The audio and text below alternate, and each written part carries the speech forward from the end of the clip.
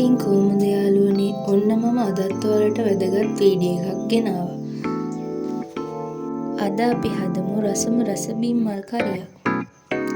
මුලින්ම මේ වගේ ලොකු භාජනයකට බිම්මල් ටික දාගන්න. ඊට පස්සේ බිම්මලේ අග්ගිස්සෙන් චුට්ටක් කඩා ගන්න. දැන් මේ බිම්මල් ටික වැහෙන්න හොඳට නටපු උණු වතුර දාගන්න.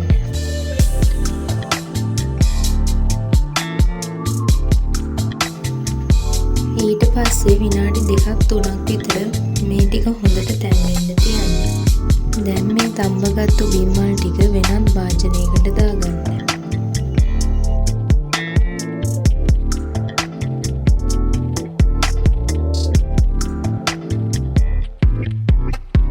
ඊට පස්සේ මේ බිම්මල් වලට හොඳ පිරිසිදු වතුර ටිකක් දාලා හොඳට හොදා ගන්න.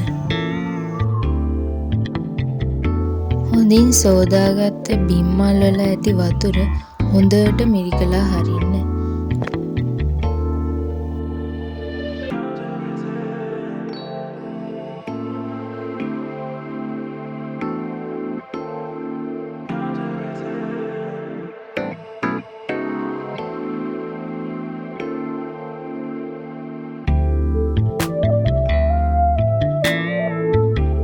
වතුර මිරිකලා ඉවත් කරගත්තයින් පස්සේ අතින් බිම්මල් ටික ගොඩාක් හීනට කඩා ගන්න. ගොඩක් හීනට කඩා ගත්තාම මේකේ රසය ගොඩක් වැඩි.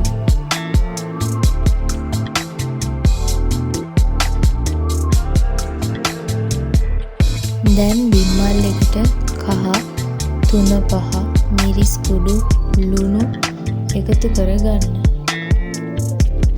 මම මේකට ගත්තේ බැදපු 3-5 එක. එතකොට චිකන් රහ වගේ නිකන් රසක් එනවා. ඔයාලට පුළුවන් සූදුරු ටිකක් කබලේ බැදලා කොටලා ඒ කුඩු ටික උනත් මේකට එකතු කරන්න. එතකොට ගොඩාක් රස වෙනවා.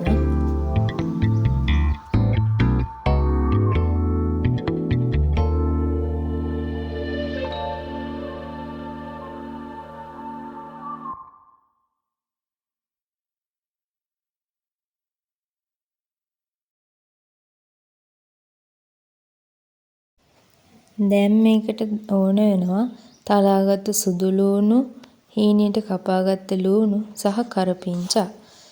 තාච්චියක් ලිපේ තියාගෙන ඒකට තෙල් ටිකක් දාන්න.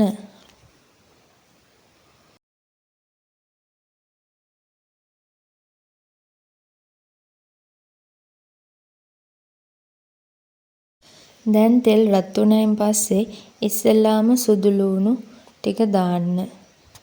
ඊට පස්සේ කරපිංචා, ලූණු එකතු කරගලා විනාඩියක් 2ක් තෙල් එකේ බැදෙන්න හරින්න.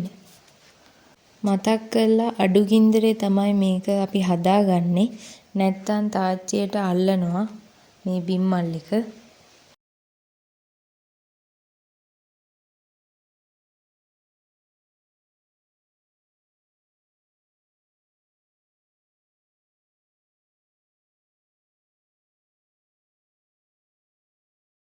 දැන් ලිප ඕෆ් කරලා මේ බිම්මල් ටික මේ තෙල් එකට දාලා හොඳට කලවම් කරගන්න. නැත්තම් අඩියට අල්ලන්න පුළුවන්.